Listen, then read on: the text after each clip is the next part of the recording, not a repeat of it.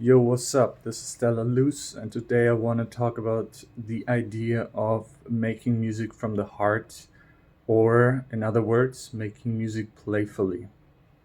This is an idea I adapted from the book Effortless Mastery by Kenny Werner.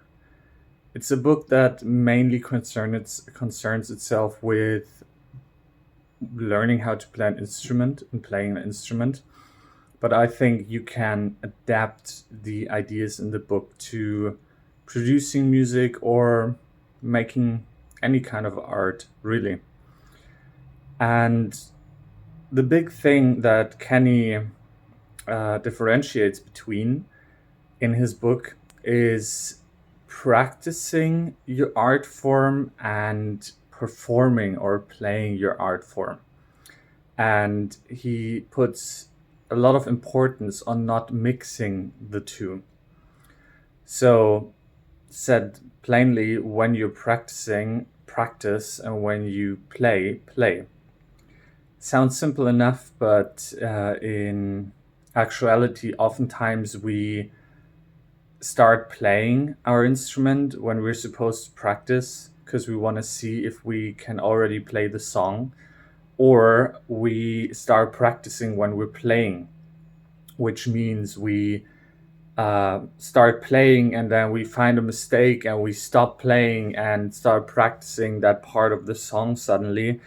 And in both cases, you're eroding the effectiveness and really the idea of the practice or the play. Now, today I want to talk more about the playing aspect, because the way he describes playing is to basically let it happen. You're not trying to force it, you're not trying to control it, you're not trying to play better than you are. You relax and you let the music flow through you.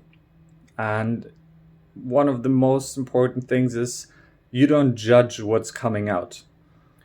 So you would play a piece, for example, and you miss a note.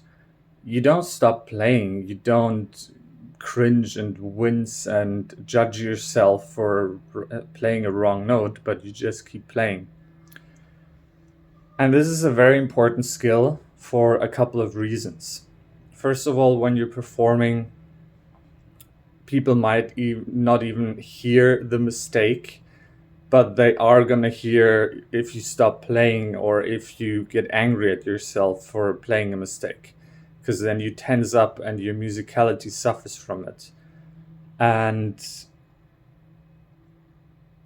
if you take that into other art forms, for example, DJing,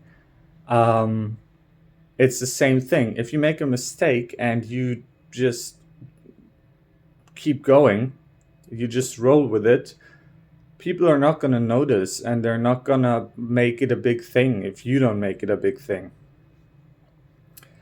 Now, when it comes to music production, this whole thing is basically the same, but in practice, I find a little bit more complicated.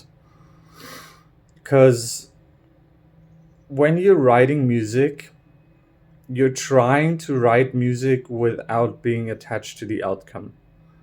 You should find a state of mind where you simply follow the next idea, follow the next impulse, just go and create and write music and keep writing and keep writing.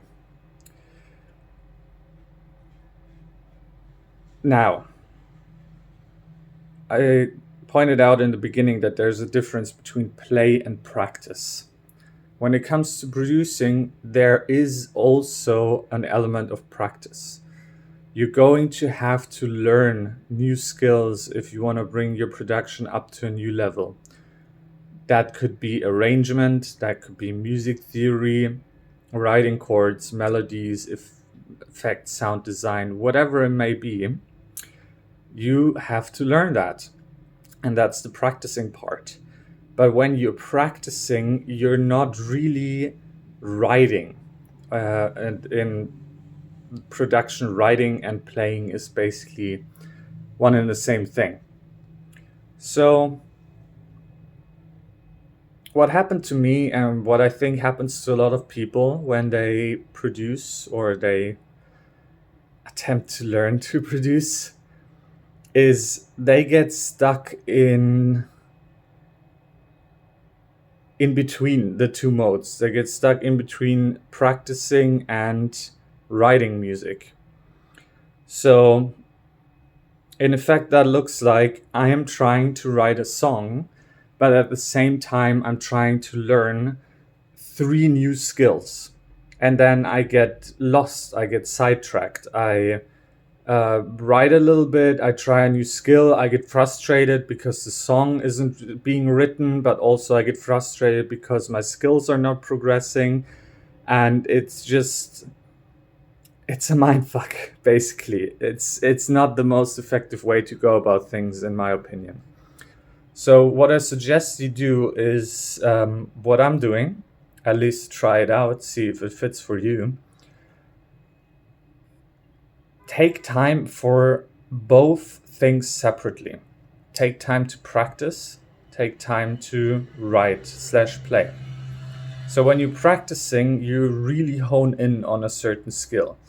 For example, you could just lay down a drum groove and you wanna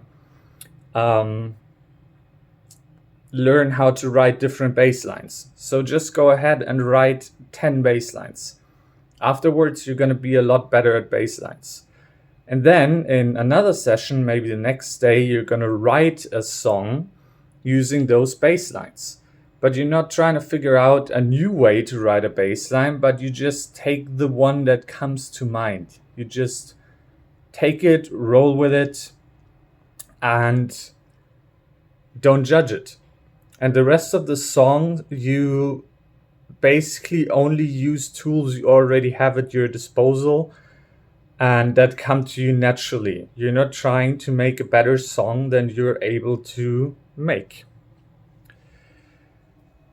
Now, this is for many people a new concept, so I'll stop talking about it here.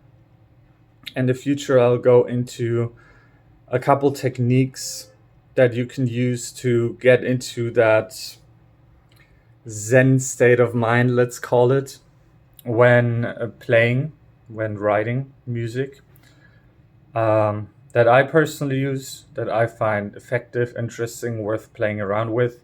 So stay tuned for that, and I'll see you soon. Bye.